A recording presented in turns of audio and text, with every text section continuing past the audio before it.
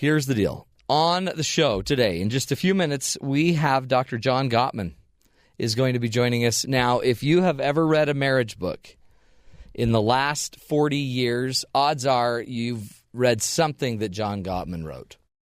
Dr. John Gottman is one of the top 10 most influential therapists of the past quarter century, according to Psychotherapy Networker. He is the author of 190 published academic articles and the author or co-author of 40 books, including some bestsellers like The 7 Principles for Making Marriage Work, one of my favorites, by the way, a must-read, I think, for all couples, What Makes Love Last, The Relationship Cure, Why Marriages Succeed or Fail, and Raising an Emotionally Intelligent Child. And fell in love with the guy's work. He really is, I think, just has a profound knowledge of marriage, of relationships. You know, he was a professor. Now he's a professor emeritus of psychology at the University of Washington. But while he was there, he put together a lab called the Love Lab. And in this lab, he'd bring couples in and they'd study him. They'd turn on cameras. They'd watch how they would talk. And in that process, did a lot of research and has changed a lot of lives. So we're honored to have him. Dr. John Gottman, welcome to the show. Thank you, Matt. I really appreciate being here. You bet. We are truly honored. And when I thought, who could I get on my show? You were one of the first people I thought, we've got to have him. Especially, and we're not going to make it too awkward, but we have someone on the show that is getting married in 8 days, John. Oh, really? Wow. Yes. So Aaron's here. He's one of our producers on the show. And Aaron, say hi to Dr. Gottman. Hey, Dr. Gottman. Hi, Aaron. Hey. You're a brave soul. I know. It's coming right up. So that's what I'm thinking is, what better to learn than take John Gottman, the guru, the master, even though I'm sure you hate to hear that as an academic, but somebody really well-studied and well-versed. Aaron's going out, getting married in 8 days. What's the first thing he needs to know, John?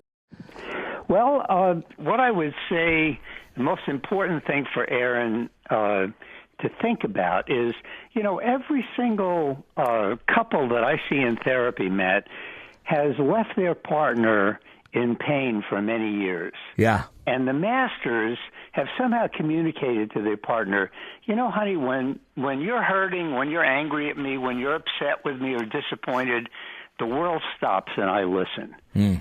And that's the motto, I think, to go into a marriage with.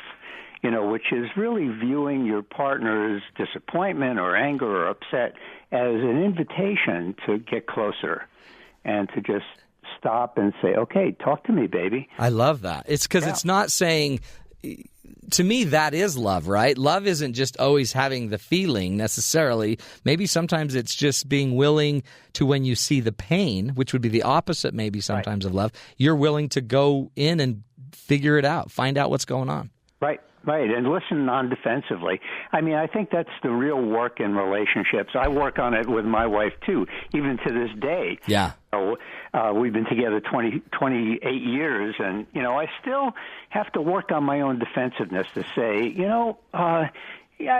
she's right a lot of the time. Just listen, and you love her, and she's in pain right now. Just, get in touch with your feelings of protection and love for her, and and listen. But that's it. Probably got something important to tell you. Yeah, that really is what I'm learning from a lot of what you teach, and then even Sue Johnson and her work with attachment. I mean, what it is, it seems like that hurts so many of our relationships is our fear, our pain. Right? It's the pain kind of body that ends up. And then the inability to deal with that with each other. Yeah, those are the moments when you really want to turn toward your partner. Yeah. And realize that, this isn't just a pain in the neck, and you should walk away. This is an opportunity to get closer, to learn how to love better. And like, I love hearing that you struggle with it because I do. Well, I think everyone does, right? But I guess that's the key is admit it, acknowledge it, and then step into it. Well, Julie and I do this couples workshop. Yeah. We've been doing it for 18 years, 5 times a year. And in the second day, we always talk about an argument we had and work it out in front of the audience. And we're trying to say to people, hey, we're just like you and your partner. We're all in the same soup, we have to work on making the relationship better. It doesn't come easily. Do you pick you pick a new argument every time you do it? Yeah, and we're never Holy cow. No, but that is so real. That is because that's vulnerable, right? You've got to stand up there and because it wouldn't be real faking an old one. That's right. That's right. We take one that we haven't talked about, So, yeah. We say, "Oh, this is a good one. Let's do that." Next workshop. Do you guys choose it together, or does one of you just throw it out there? Hey, let's do this we one together. We talk to each other. Oh, and I we love work that. through it. That's great. And then we're going to ask the audience to do the same thing. So Yeah. they've got to see us doing it, and we're not any better than anybody else. We use the same tools that we're teaching in our own relationship. Well, and again, because they're really principles, and these principles can work. It's just you're still human, and you have to just kind of break down your own fears, right? Your own. Yeah. And what I love about what you teach too, though, is the predictability of it. I mean, you can tell with a very high accuracy how someone's going to do in their marriage or how their divorce potential. That's right, exactly. So, it's not very complicated, but, you really have to put some thought into it. You've got to really, think before you say something, and think to yourself, okay, so, I need to be gentle with this person. And, how do I do this? And, the major repair tool of it all is taking responsibility for a part of the problem. Is it? That's the major tool. Your partner, hey, you got a good point. Tell me more. Okay, yeah, it probably was kind of grumpy. Maybe I really should get off my computer when when you're asking me to listen to you, or I probably can't listen to you too well while I'm reading the morning paper.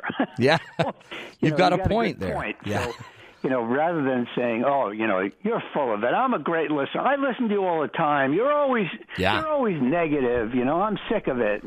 Then you're already the simple idea of just owning or taking responsibility for your part of it immediately makes it so I guess you're not immediately defending. You're not making up the story. You're not creating an argument. And it's really huge when women do that for men.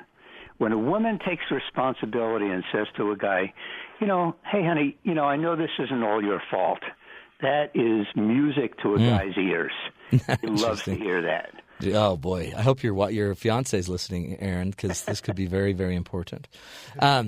Talk to me, John, about this word you use, attunement. Yeah, that is an interesting thing. We discovered that how do you build trust in a relationship? And the answer is that you've got to really be there for your partner. You've got to be thinking about your partner's interests, not only your own.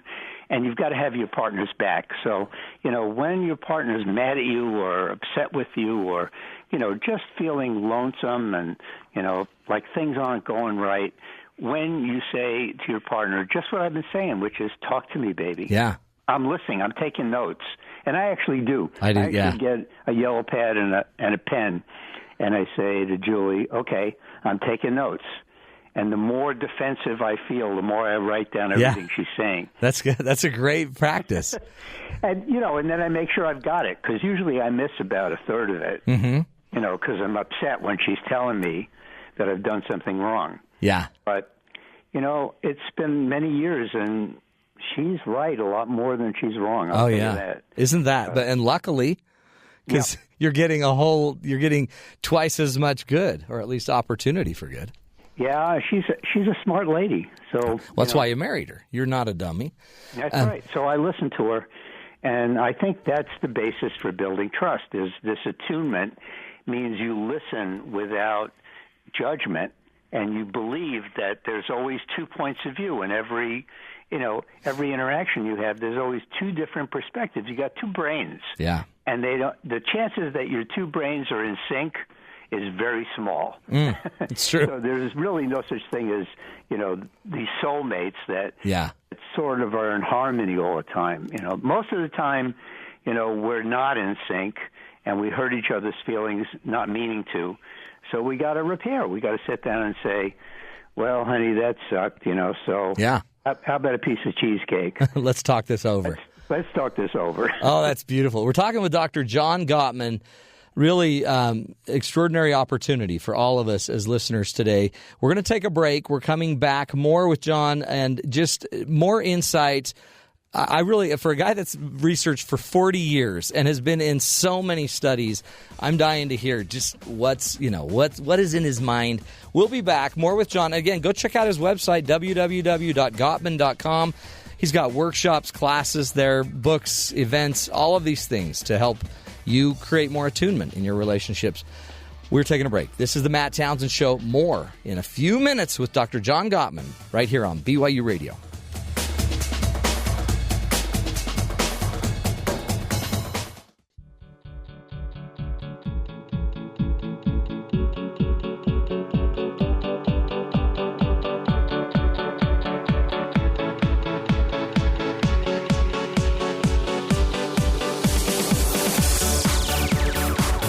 Welcome back, everybody, to the Matt Townsend Show. Incredible guest today.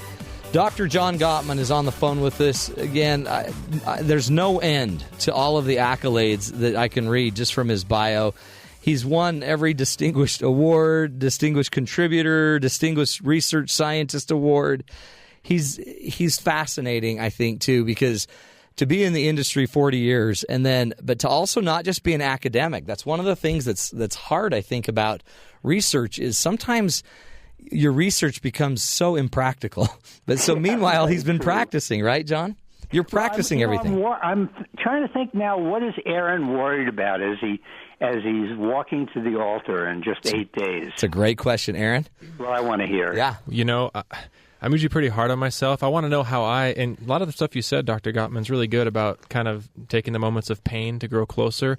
I guess I fear fear as much as wondering how to get past those hard moments and not, I guess it's just talk about it, not be afraid of talking. Because I don't know. What do you recommend for getting past arguments or? Well, I recommend going to, Home Depot and getting a clipboard and a yellow pad and a pen, and just it's very simple and listening to her, when she's upset, and it's there's a real difference between men and women, and I think women are, see a lot more danger in the world than we guys do. We tend to be protected by testosterone, Mm-hmm. We like to take risks and jump out of airplanes and stuff like that. Women, are really designed, to protect our young, and so they see more danger in the world, and they're twice as likely to get depressed as men are too. And so I think if we just kind of, roll with the punches, and if she's upset or she's had a bad dream or whatever is going on, we're just going to listen. And, I think the art of listening is really a dying art. And if we can listen and really try to understand with empathy and love, yeah, that's really all it takes. And then having fun together. Yeah, and you... Man's alive, too. Yeah. See, well, I guess that's one of the keys to this, is it's not like you're just... The fighting is actually, it's not, you don't want to have a relationship without some discord. You want to just be able to work through it. Right. I mean, because the happy marriages still have contention. They just learn how to deal with it. Just because there's two brains. Right. Very unlikely that you're going to really be in sync. Even identical twins, we've studied them. They're genetically identical. They have arguments. Do they? Sure. I'd love to see the fight between twins. It's on anything, right? It's any topic. Yeah. Talk about you've done so much work with communication, but what stands out for you, John, as one of your great learnings? Like for you, I mean, what's so funny is when you say it's just listening. You're not saying that simplistic. I think it's also continuing courtship and continuing to really notice what your partner's doing for you. And, getting up in the morning and saying, baby, you look really hot in that thing you're wearing. I'm having all these lewd thoughts about you. And taking the time, even when you have children, to go on overnights and have a getaway. Julie and I do an annual honeymoon every year. This is the 15th year. We'll be going to the same bed and breakfast. Oh, neat. in the same, the same room. We rent the same room, and we bring our kayak, and we paddle along on the ocean, and we listen to each other, and we just have fun. Oh, that's beautiful. And, go to art galleries, and, we enjoy cooking together. So it's also really sort of continuing play and romance and adventure in your life, knowing what your wife's bucket list is, knowing what her dreams are. Yeah. And, really making life meaningful together. You talk about like making a map. Right. Talk about that, because again, the whole thing, your whole approach seems more like it's not a destination, it's a journey. It is. So right, we kind of need to do a bunch of things through the journey, and if we just keep living these principles, the journey's going to work eventually. I mean, it's going to work as you go. Yeah, make a map of your partner's internal world. Like, ask questions. Like, honey, how do you like this house we're living in? How would you change it if you could? Where do you want us to be in 3 to 4 years? How have you changed in the last couple of years? What are you thinking about right now? What's on your mind? What's worrying you? And, what are some things that have really given you pleasure in your life, and some things you look forward to? And just listening to the answers to those questions and asking more questions. Being a tourist in the landscape of your partner's mind. We go to a town in Italy, and we're filled with questions like, who built that church? Yeah. Where's that? And where's the market? And what do they make here? And who are these people all about? What's their music like? Well, we need to be that kind of active tourist in our partner's mind. And that continues courtship and love and romance, and and sex is important. Yeah. All of that is really important, and letting our partner know that they're desirable to us. Well, and especially and just asking these questions as you were doing that list, I'm thinking that's how you're attuned, because you ask. How many of us don't ask? That's right. And then we just are so surprised that they're thinking that. That's right, exactly. And you have to really live with the differences. You have to be able to accept the ways in which you're really different from one another, and not try to make your partner over in your own image. Mm-hmm.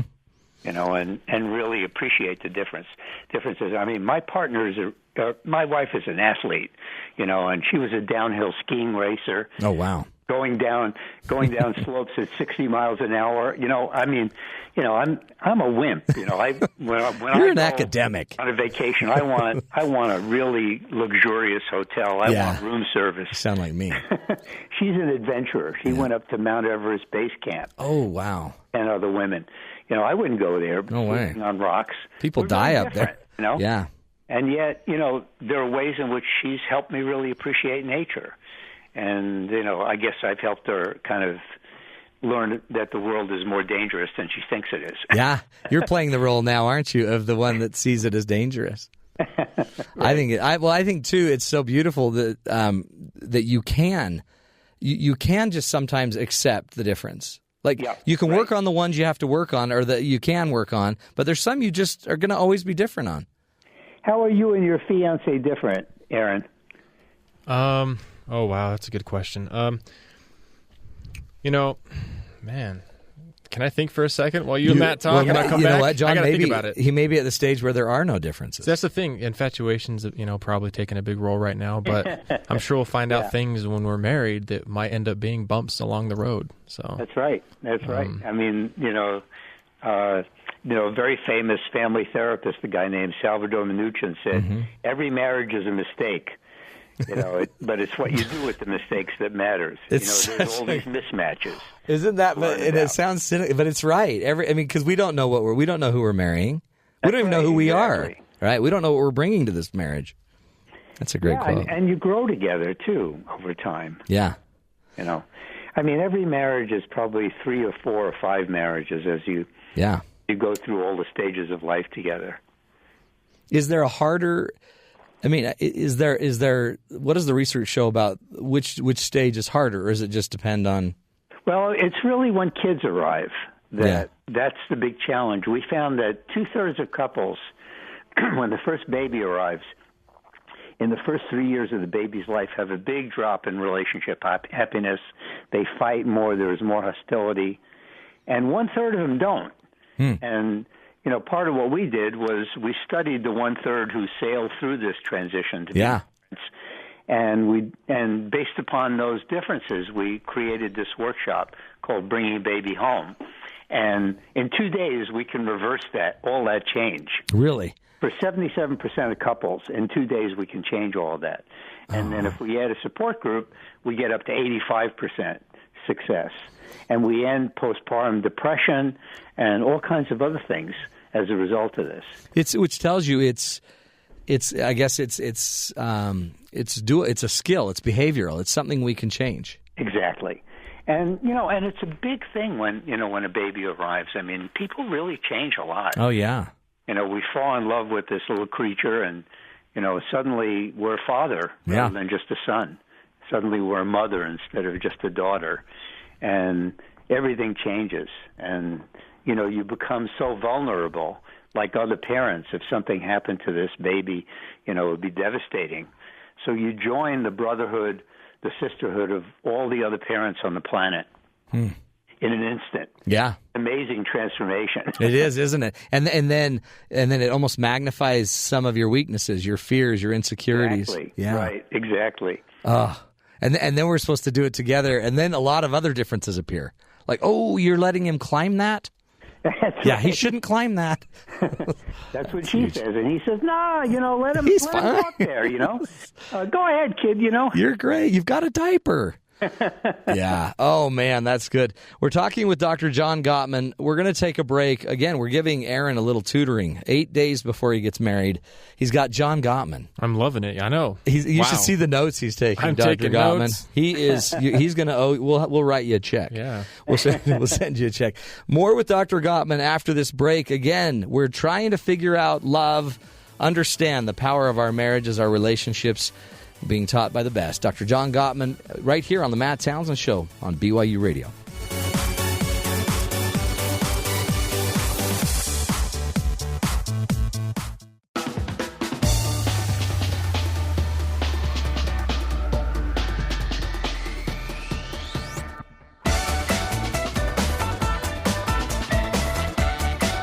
Welcome back, everybody, to the Matt Townsend Show.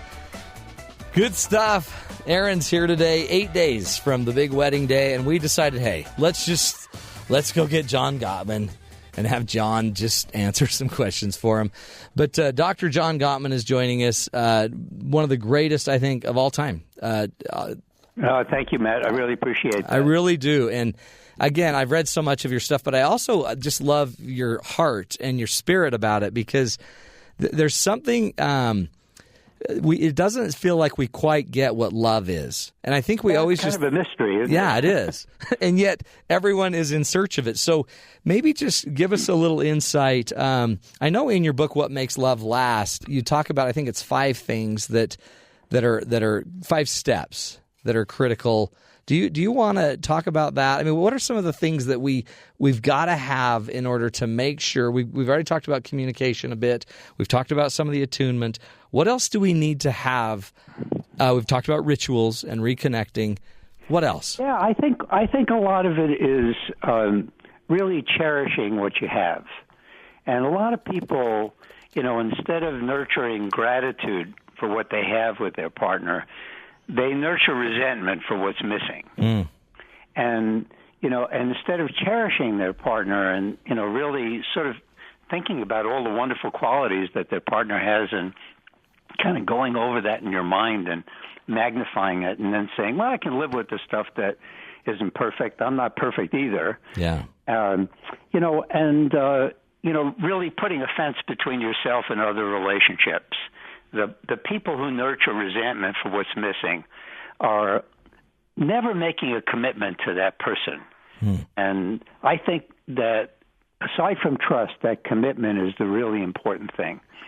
And that's literally building a barrier. Married and have children and have a home together, but they're still always thinking when there's an argument or something doesn't go right, they're thinking I can do better. And so those people really haven't chosen this path fully. You have to get in, don't you? You can only get as much intimacy out as you can give the risk, I guess, in. Just like the Beatles said, right? What you take is what you make. Huh. That's right. No, it's true. You're really in it to love rather than to be loved. Just like with your kids, you're there. You're really there to love your kid. You're not thinking, what can I get out of my kid? Yeah. You're there to give love, and that's really what grace is the ability to love. And why is it, John, that we don't see? I mean, we see that relationship with our parents. We're just kind of there to give them support when they need it. We see it with our grandparents, with our children. But what is it about the intimate relationship, the romantic partner, that just makes us so selfish? Yeah, I think it's really that we don't make it as much of a priority as we ought to. We put our work first, we put our friends first, or we put our other interests first, and we don't spend the time to really nurture that relationship. And it really does take time, and it takes energy. So, how many couples, don't do the weekly date, and, right, and don't do a getaway at a great romantic setting, just a B&B, down the street. Yeah. And, really go for a walk and really listen and talk and, really make that as much a priority as working out and being healthy. I think that's the secret, is to keep connecting throughout life. And it seems like with your kids, I was, as you were explaining these stories about going out with your wife and on the canoe and all of the talking you guys do, even when you're having an argument, even to have your children be able to see you handle an emotionally difficult situation with intelligence. I mean, it almost seems like one of your most important books you may have ever written was The Raising an Emotionally Intelligent Child, and everything you're teaching us is the modeling of that for our children. That would inherently create that. Really tune in when your kids have an emotion. Yeah, because that's most parenting books are about discipline. But even if you were a perfect disciplinarian, all you'd accomplish is getting obedient children. Yeah, and we want so much more from our kids. We want them to really like themselves and respect other people and to explore their interests and to have a meaningful life and have good values. And you just can't get that out of discipline. No. The magic moments are when they have an emotion to say, "Hey, sweetheart, what's going on? What are you thinking? What are you feeling?" The other day I asked an audience, how many of you remember what it's like to be a child? And only about 4 people raised their hands out of 50. Oh, wow. And I asked them, how many of you had somebody in your life who really listened to you and took you seriously when you were a kid? And every one of them had somebody. And their eyes filled with tears as they thought about their grandmother or their grandfather or some teacher who was really special. Such an unusual thing for kids to have an adult who really listens to them. So the same thing is true in a love relationship. And that's probably what we're all looking for, huh? That's the key. That partner like that. Right. Exactly. And I guess that is the grace you're talking about, to finally have somebody that can bring that peace, that acceptance, that just the safety to let you be you. Exactly. That's very well said, Matt. Well, I love the way you said that. Well, I learned it from you, for heaven's sakes. Well, it really is true. I mean, you're more yourself when you're with somebody who really likes you. Mm-hmm. And it's a very interesting thing. How many marriages, percentage-wise, would you sense have that person, have that relationship? Is this rare? Somewhere between 30 and 40%. Really? It's not the majority. Yeah. Because most people really just, get put by the relationship second. They take it for granted. Yeah. And the masters don't. They really work on it. That's what you call them, the masters, huh? That's a great name. The masters. Yeah. One of the things that I read recently was that, that high-priced call girls say that the major fantasy their customers want is for them to pretend that they love them. Oh, my heavens. Here they are paying lonely. somebody to pretend they love them for a couple of hours when you can have that for free as long as you give love. I mean, that was one of the saddest findings I ever read. Oh, I know. That just shows how desperate so many are to have that connected, attuned partner. Right, exactly. And yet, too, we just need to we need to be that, right? I mean, I guess we begin by being it, not expecting it. Yes, I think you're right. I mean, we can all expect it to happen, but maybe it's easier to kind of coach someone to be what you need once you're being that for them. Yeah, I think it kind of happens. There's a reciprocity because, once you're kind to your partner, then, oxytocin flows. Yeah. Once you hug your partner or hold hands or touch, you both benefit. Oh, that's amazing. Like Shakespeare said, the quality of mercy is not strained. Yeah. When you're merciful to others, they're merciful to you, and you both benefit. Oh. And again, that we lift the marriages that way, we lift the families that way, we lift the world that way. Exactly. I want to know just what else, John? What else do you think Aaron needs to know? And just the world. I mean, what's going on in the mind of an emeritus professor that's now, by the way, now you're probably home more with your wife. You probably see her more than ever. We actually have decided to travel less and be home more and, get out in the boat more and kayak more and build community more here. We live on this little island. Oh wow! It's very beautiful. Are you up in Washington? Yeah, neat. It's called Orcas Island. Mm-hmm. Quite a beautiful place. So it's really nice, to be getting old together and still enjoying each other's company. Yeah. Well, it's a good goal. I would tell Aaron that one of the most important things he can do is find out what his fiance's dreams are. What are our life dreams? Do you know that, Aaron? Well, I'm starting to learn, they have, I guess, things like the dream house or how many kids you want to have, but I think it's going to probably develop as we get married. Because right now I feel like it's a lot of the chemical, as I talked to Matt, you have that chemical and infatuation stage. Right. So once I get past that, maybe I'll discover the deeper things really that are her dreams as I ask her. Yeah. That sound about right? Secret, ask her. Okay. There's a great movie called Don Juan DeMarco, and there's a moment in it when Marlon Brando asks Faye Dunaway, what are your dreams?